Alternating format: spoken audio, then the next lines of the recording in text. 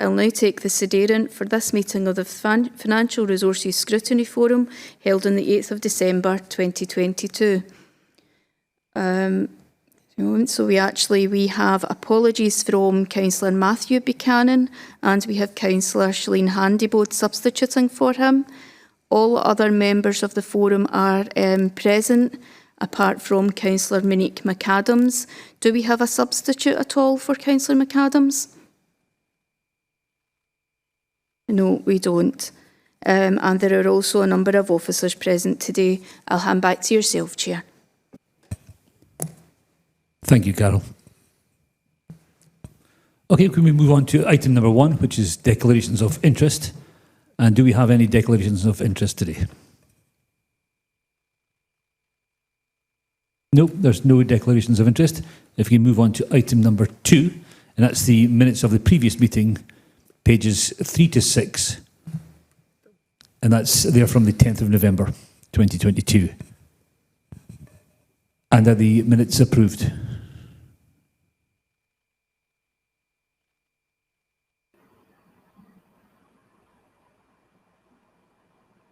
I would agree with them, Chair. Councillor Mars, thank you.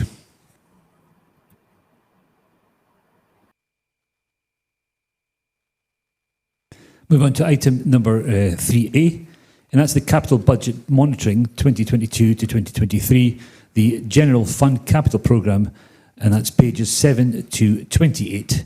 And if I could hand over to Jackie Taylor to take us through the report, and to Derek Craig as well, please. Thanks, Chair. So paper 3A that's in your pack is the Capital Budget Monitoring, which covers the period to the 4th of November. If I highlight the main parts in the report, if I take you to section 4 on page 7, we're reporting that we have a programme for our general services capital this year of £78.2 million, and that includes adjustments to the programme, totalling £17.6 million that were agreed by Executive Committee on the 30th of November. What you can see is that in sections 4.2 and following that, can everybody hear me okay? I'm getting a bit of feedback here. Yeah, it seems to be fine in here, Jackie. I'll carry on, thank you. 1.4 million of the adjustments was due to profiling adjustments, predominantly Clyde Terrace project at Bothwell, and additional amount of money that's been allocated in relation to free school meals expansion funding. This has only been recently announced by the Scottish Government. We were awarded £1.8 million, and we've estimated that we'll spend £300,000 by the end of this financial year. Therefore, we will slip the balance of the funding into next financial year. That's a relatively small amount of the total movement in the capital programme that was approved. So from section 4.4 onwards, you can see that 3 projects make up the main balance of the rest of the movements. This includes projects for Clyde Bridge. Now that we have awarded that contract, we can reflect in our programme the realistic spend profile for that project, and also in relation to Larkhall Leisure Centre and the Levelling Up Fund. For those 2 projects, given the uncertainty around timing of spend, we've moved the budget out of this year, and we can bring that back in once we have more certainty around the timing of the spend. At section 4.7, we cover the fact that the Council was given money towards paying for the pay award in 22-23. The Scottish Government gave £120 million nationally for this. Now, this is being provided as capital funding. However, when we actually pay out the pay award, that is spent through a revenue budget. Obviously, it's to do with paying staff. So what we've had to do is identify some of our capital funding package that we can transfer to fund revenue spend. So we have all of the money that we needed to pay for all of these things. We've just had to move some of the funding package around to enable that pay award to be paid. The position to period A covered at section 4.9. So to the 4th of November, we have spent £29.5 million. which is ahead of where we expect to be at this point in time by £594,000. That just reflects the timing of spend that we've made.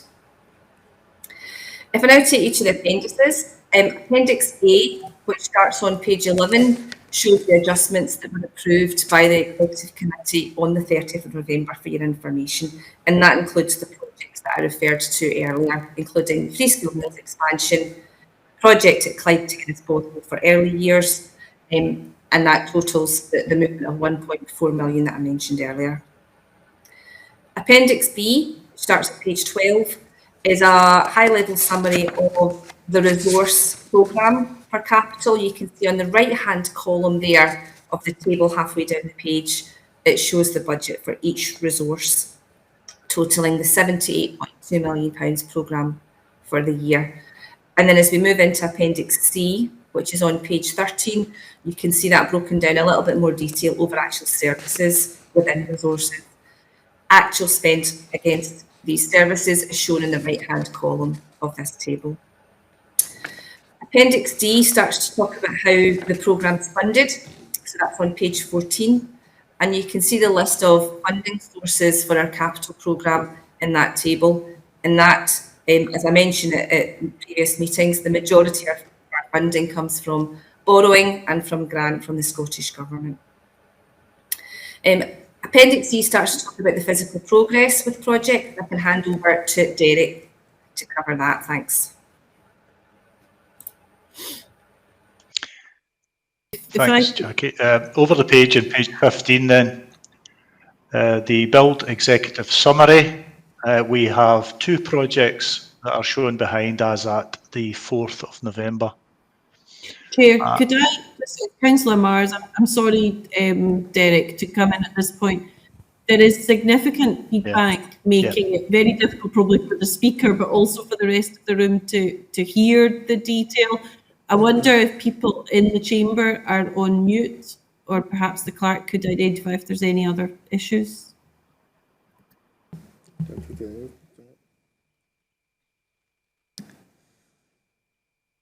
Okay, Councillor Marsh, we're not actually getting the feedback in the room, and I think all laptops in the room are on mute. I think it is all those who are on remote. Okay. Are you able to hear enough, or do we want to get a technician through to see if we can do anything with it?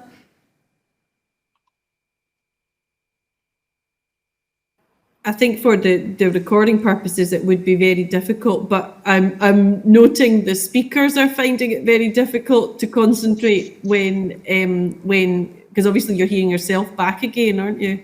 Yes. Okay. Yeah. Do we want to take just a short 5-minute adjournment, and I'll see if I can get the technician and see if he can fix it? I think, Derek, if you could maybe advise, but to me, I think it would be advisable. Yeah, that's fine. If we could take a 5-minute adjournment, and we can then have IT have a look at the issues. So we come back for about 2:15. Okay, apologies for that small delay. We've got technical issues. Hopefully that's it sorted. So if we could go back to Derek. In fact, if I can ask Councillor Mars, do you want to go back to 3A again, or do you want to take it from Derek, or do you want Jackie to carry on?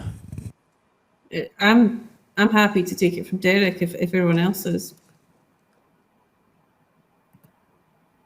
That's great, thank you. Derek, could you take us through the remainder of the report on section 3A, please?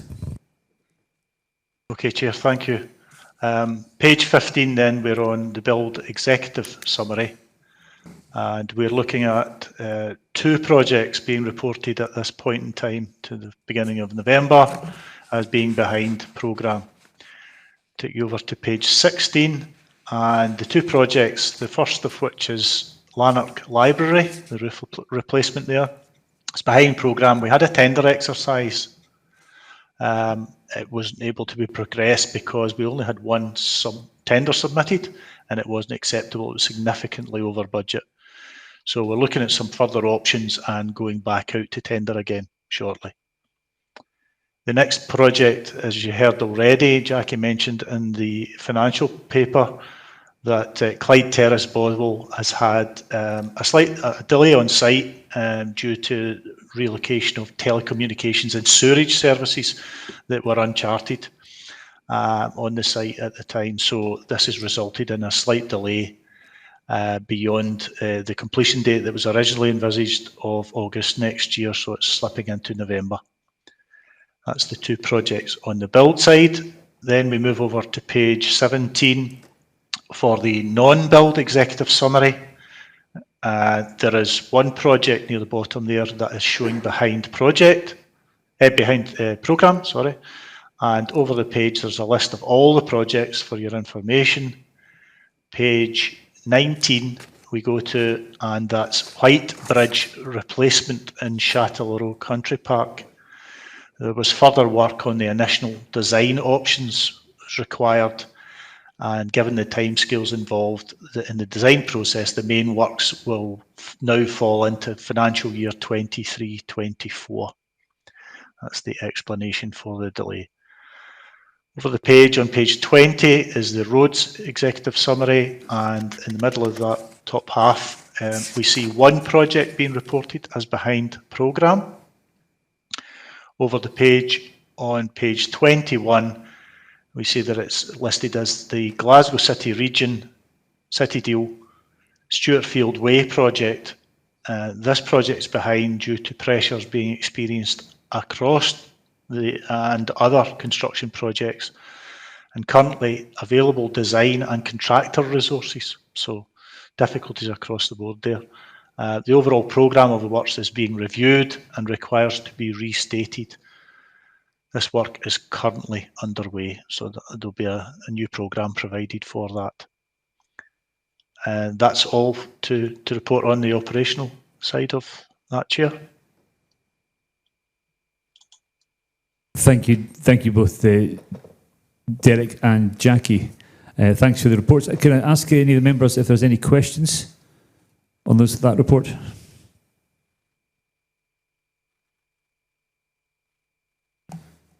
There's no questions. Can we agree that report? Agreed, Chair.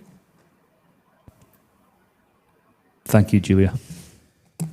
It's agreed. If we move on now to item 3B, and that's the capital budget monitoring 2022 to 2023 housing capital programme, and that's pages 29 to 34. And I can hand over to Jackie Taylor again and Derek Craig, please.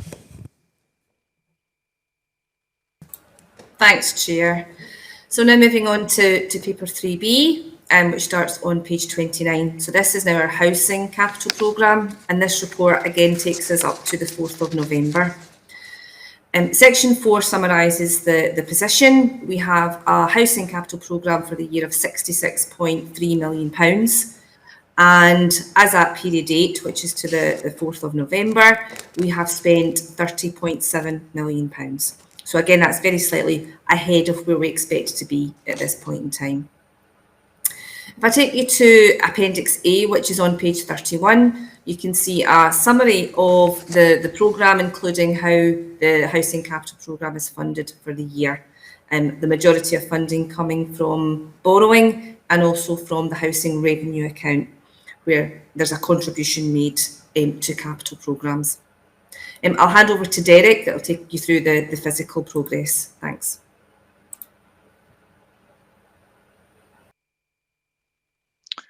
The physical progress is on page 32 then for the housing capital programme, the executive summary. Projects behind programme up to period 8 are showing 3 number.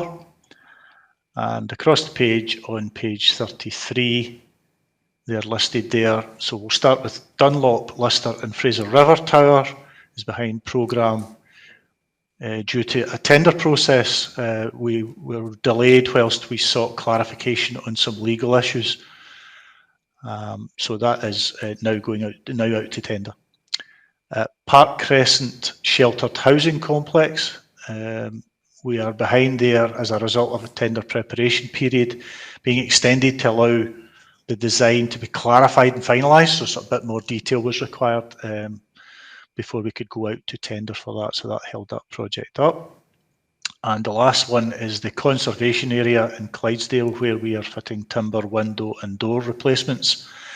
And the project was behind as a result of the actual contractor changing his details, names and bank account details and stuff like that, resulting in a delay in processing an order to them. So that's why that was behind what we expected. Chair, that was all for listing.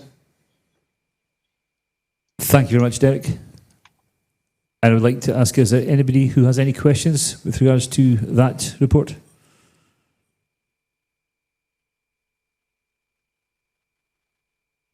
No questions? Okay, can we agree that report, please? Agreed, Chair. Thank you, Julia. Okay, moving on to item number 4, and that's the Revenue Budget Monitoring 2022 to 2023, pages 35 to 42. And if you can hand back to Jackie Taylor, please. Thank you, Chair. So now we move on to our revenue budget monitoring, again covering the same time period. This is to the 4th of November. So in summary, at section 4, we're reporting that we have a net overspend of £39,000 on our revenue budget. There is a small overspend within community and enterprise resources of £56,000, which reflects some cost pressures that they're experiencing, including electric vehicle charging costs. Within social work resources, we are reporting, as I've mentioned to the forum before, quite a significant overspend in children and families.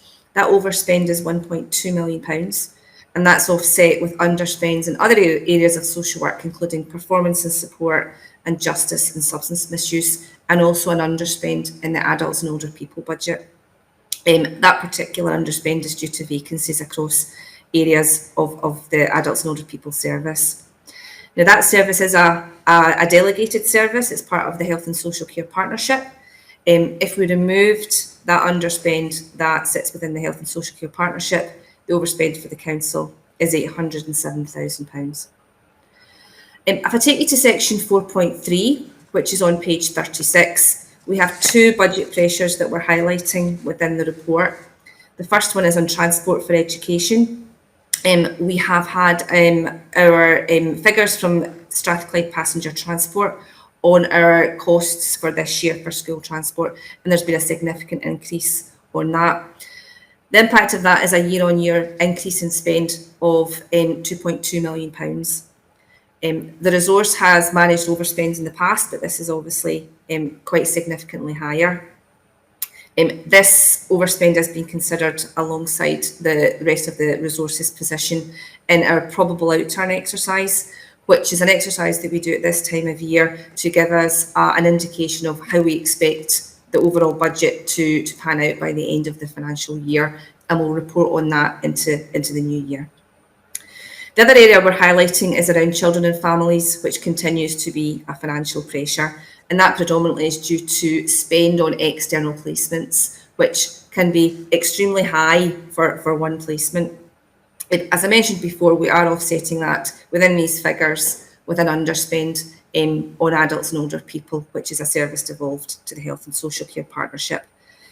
Last financial year, the council were able to retain some of that underspend within that service to help cover children and families' budget pressures, and we've asked the Health and Social Care Partnership Chief Financial Officer to consider the same approach this year. If I move on to section 4.4, we are reporting on some areas of underspend. Many of these we've covered in previous reports. So firstly, employee costs. We are reporting a significant underspend in our employee costs, which reflects the ongoing difficulty in recruiting and retaining staff across a number of areas. Significant efforts are being made to improve recruitment and retain staff. There are other pressures within services that are being covered with that underspend. However, we do expect that by the end of the year, we'll have a net underspend in that line of around about £600,000. What we are doing is identifying that funding to help meet the costs of the extra day's leave, the wellbeing day that has been agreed. At section 4.4.3, we cover adults and older people. So in addition to the figures I've reported earlier, there are expected to be levels of further underspend in relation to specific funding streams that have been provided this year, where spend hasn't yet commenced yet or is not fully committed, again, predominantly due to the recruitment challenges. When we have that position, we'll report it back as part of our probable outturn exercise. The next area I'd like to highlight is section 4.5. This relates to the funding that I mentioned earlier in relation to the pay award. So when I reported on the capital paper, I reported that we had received capital funding that was to pay for our pay award. This report is simply reflecting the fact that our revenue budget will increase because of that. The allocation we received was just over £7 million. And at section 4.6, we're picking up the movement in our budget in relation to investments. A paper was taken to the Executive Committee last week, which covered the Warm Welcome Initiative, the cost of living initiatives that have been agreed by the Council. And we have moved some of the money that was for prior investments that haven't been committed yet in order to undertake these initiatives. Those figures have been reflected within our figures in Appendix 1. And finally, at section 5, we're reporting on our housing revenue account, which is reporting a break-even position at this point in time. In terms of the appendices, they're there for your information, starting on page 39. We have detailed information around spend across resources and services. And on the next page, on page 40, you have similar information, but over a subjective breakdown. So you can see how much we're spending on employee costs, supplies and services, and the like. Appendix 2, which is on page 41, covers our housing revenue account and gives a little bit more detail on the areas of spend in that particular part of the Council's budget. That's all I'd like to pick up on at the moment, Chair, but I'm happy to take any questions. Thanks. Thank you very much, Jackie. Do we have any questions?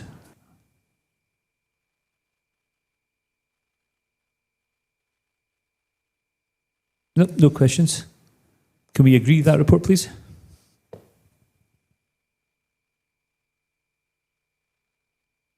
Agreed, Chair. Thank you very much, Julia. Okay, moving on to item number 5, and that's the revenue budget monitoring 2022 to 2023, the detailed resource analysis from pages 43 to 98. And if I can hand over to Lorraine O'Hagan, please. Thank you, Chair. Good afternoon, members. In the usual way then, agenda item 5 looks at the detailed resource position. And if I can take you first of all to community and enterprise resources, which starts on page 45. And that shows the summary for the resource, culminating in the £56,000 overspend in the bottom right-hand corner, as Jackie had mentioned earlier. And you can see the variances there across the individual services. There's only a few new variances across the resource. The narrative starts on page 46 and runs through to page 50. And I'm happy to take any questions on any of the variances. Thank you. Thank you, Lorraine. Do we have any questions?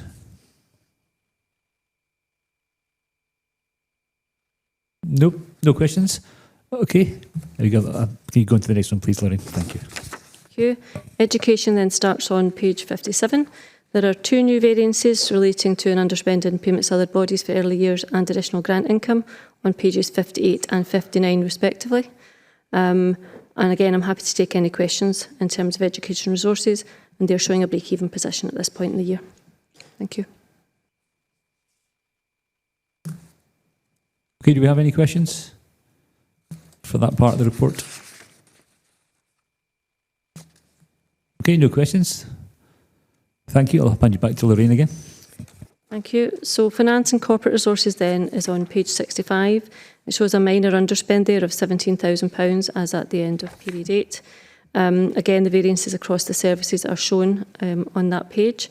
In terms of new variances for period 8, there are 3 running between pages 66 to 68. And again, if there's any questions, I'm happy to respond. Thank you. Do we have any questions? No, no questions. Okay, thank you, Lorraine. I'll pass back. Thank you. The housing revenue account position is shown on page 73. Of 0 variance as at period 8. Housing revenue account will always come back to... Oh, sorry, I beg your pardon, I'm jumping on. Housing and technical resources, is on page 73. Shows a break-even position. We've got an overspend in property and an underspend in housing. There's only 1 new variance, and that's on page 74. And again, if there's any questions, I'm happy to pick them up. Thank you. Okay, do we have any questions? No questions. Okay, thanks, Lorraine. Now, the housing revenue account, and that's on page 83. There's 1 new variance there in the middle of the page relating to the cleaning contract. And again, if there's any questions on that, I'm happy to pick them up. Thank you. Do we have any questions? Nope, no questions. Okay, thank you. Final resource then is social work resources, and that's on page 89. You can see the break-even position, and as Jackie explained earlier, we have the overspend in children and families offset by underspends across the other areas of the resource. There are 5 new variances for social work. They're all sitting on page 92. And if any member has any questions, I'm happy to respond. Thank you. Finally, do you have any questions for that part? No? Okay, can we agree the other reports? Agreed, Chair. Thank you, Julia. And moving on to item number 6, if there was any other items of urgent business, which there are none, I'd like to thank everybody for their attendance today.